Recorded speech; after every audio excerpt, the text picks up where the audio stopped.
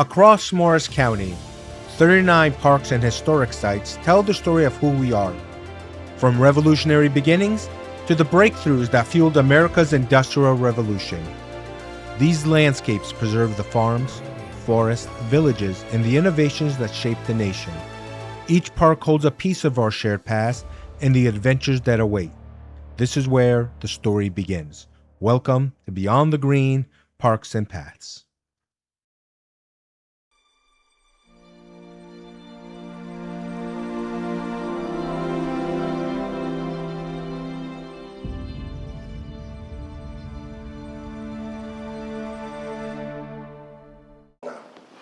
So this is a window into what the original painting would have looked like throughout the first and second hallways of the house when you first entered, painted to look like sandstone block. We're lucky that this still exists because there would have been an elevator here, and the elevator protected the painting, the wall from being painted this beige color. We knew this was here because of the elevator, but what we weren't sure of is where else it was throughout the house. Was it just up here, or did it also appear downstairs? And we had a painting conservator come in and peel back layers of this beige paint to reveal that it is throughout the first and second hall.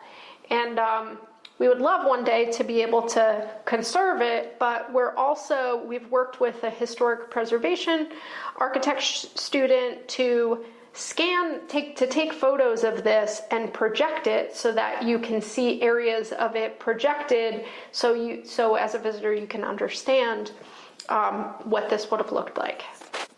Yeah. Now, right below it here, we have what is Alfred Vail's desk. Yes, yeah. So we're very lucky to have both Stephen Vail's desk, and this is one of our most recent donations from a Vail family descendant. So Mr. Stephen Vail, descendant of the Vail family, called and said, "Would you like Alfred Vail's desk?"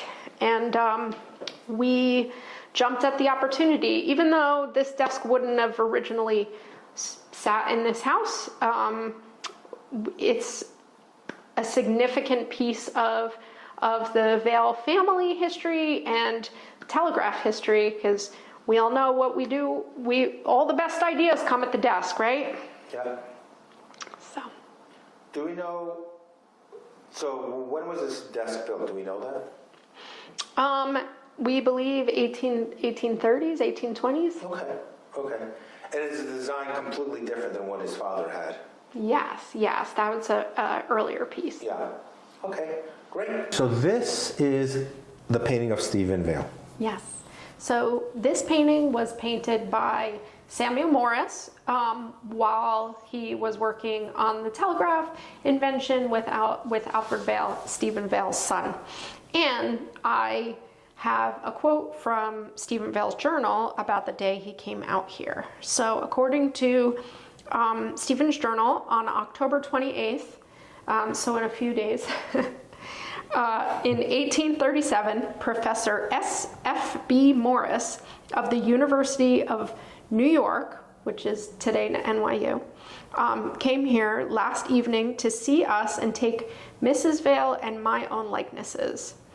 And then on the 29th, he notes, Morris is quite unwell this afternoon. This evening, he took medicine from Dr. Cutler and attended to him. So, and then what's interesting is when I was doing follow-up research, so Samuel Morris's papers are digitized through the Library of Congress. So on November 8th, Morris talks about being here and getting unwell and Bethia nursing him back to health. So I thought it was interesting that he remembers Bethia caring for him, but really it was Dr. Cutler that attended him. Sure. In Stephen's journal. Sure. He probably paid him. So looking at this painting now, we were saying that Samuel Morse was somewhat of a Renaissance man. Yes. Yeah. So Samuel Morse was an artist and an inventor, which usually go hand in hand. So while Samuel Morse is working on the telegraph, he is also involved with the creation of the daguerreotype. And the daguerreotype is the earliest form of photography. And actually, it becomes a bit of a distraction from pushing forward the success of the telegraph. But another thing Stephen Vail mentions is Samuel Morse coming back here to take a daguerreotype of Speedwell. And unfortunately, we have never found that daguerreotype. So that's yet another mystery that would be amazing to have. And really, if we can find that, that's one of the earliest daguerreotypes, because this is when they're still experimenting with that early form of photography. Yeah. And actually, at NYU, Samuel Morse was an art teacher. He painted. He was a famous artist. Some of his pieces hang in the Met. He painted presidents, and so as a professor of art, he was also engaging in invention with other professors at NYU, and that's kind of how he got involved with all of these different things. Yeah. Do we know from Stephen Vail's journals, was he happy with how the painting came out? So Stephen doesn't write about that. Okay. I have to dig in. Yeah. I don't, so we have the quote of when he was here. Okay. But I actually don't. I have to see when he finished and when they were delivered here. Okay. I do remember him noting he bought the frames. Okay. So Stephen buys the frames basically at like a yard sale. Okay. But yeah, I have to look. I mean, they're beautiful paintings. They are. But he was a critic. Yeah. So if anybody's going to have opinions, it's going to be him. And so you would I'll have to dig in. And you would think if you didn't like him, he would write about it. Oh, absolutely, absolutely, yeah. Any Yeah. excuse to be grumpy. Yeah. In his journals. Okay, so who do we have here now? So this is Bethiah Vail. So this portrait was painted at the same time as Stephen Vail's. Bethiah was the mother of both Alfred Vail and George Vail, Harriet and Sarah. So after she passes, Stephen does remarry Mary Lidgerwood, but they never have children together. He gets stepsons. We do know that Stephen, when Bethiah passes, of all of their marriages, you can really see the love and the romance is with Bethiah. He's really crushed when she dies, and you can read that he really sees Mary Lidgerwood as a companion.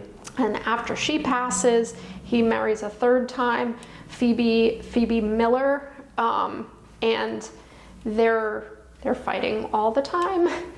And she was significantly younger than him at the time, so they really they were not on the same page in their marriage. Yeah. But again, in this photo, she was ill in this photo. She was ill, so unfortunately for a very long time she fought with consumption.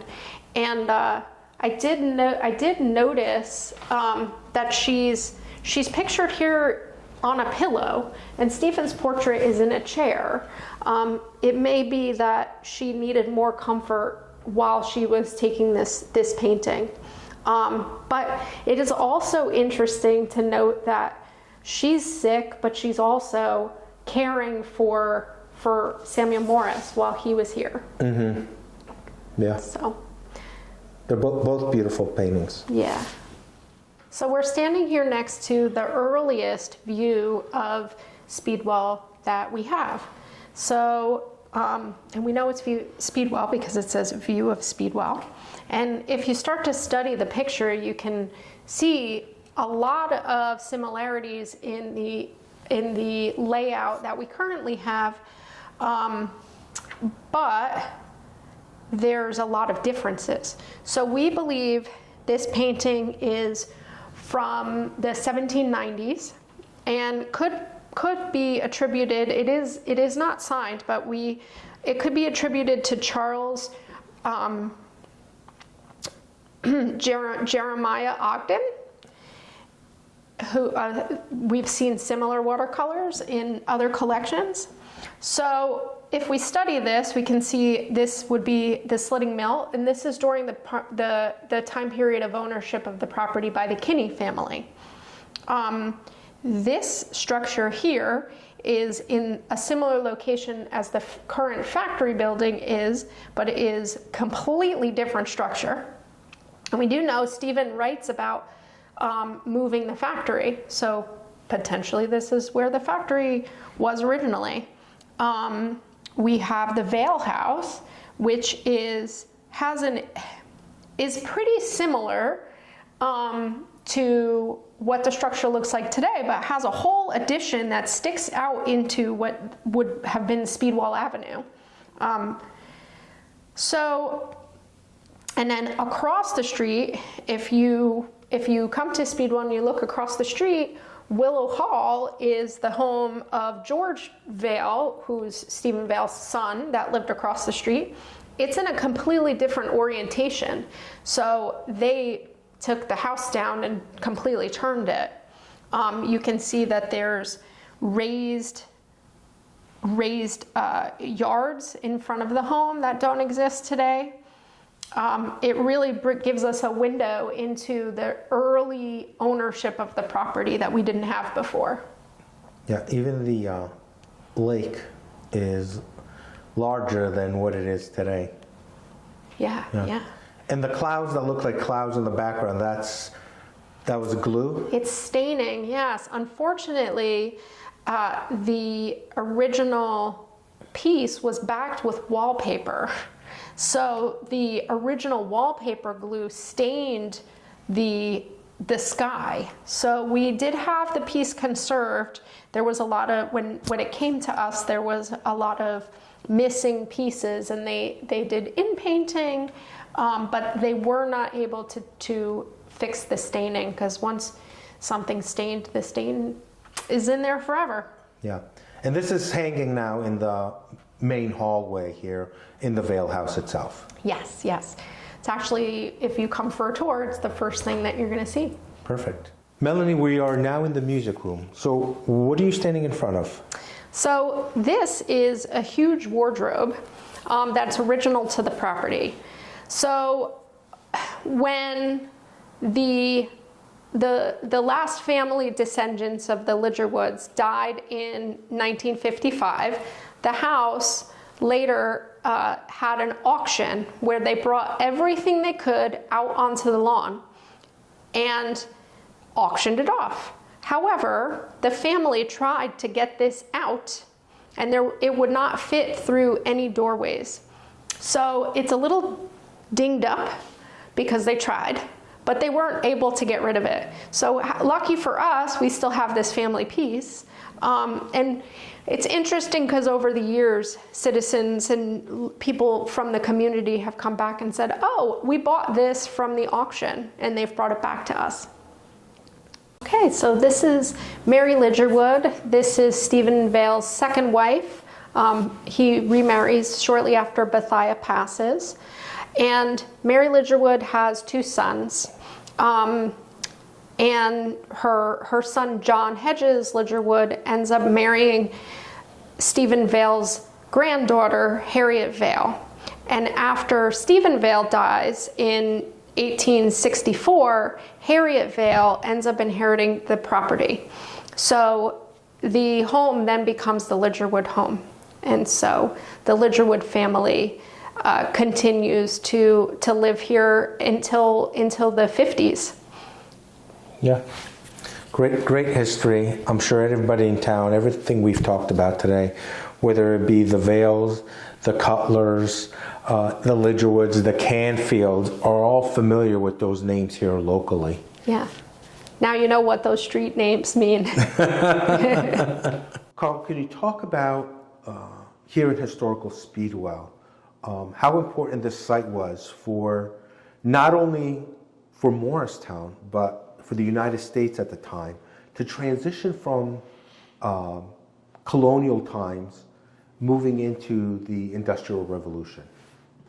So I think one of the areas of American history that is maybe understood or under-celebrated is this early 19th century period.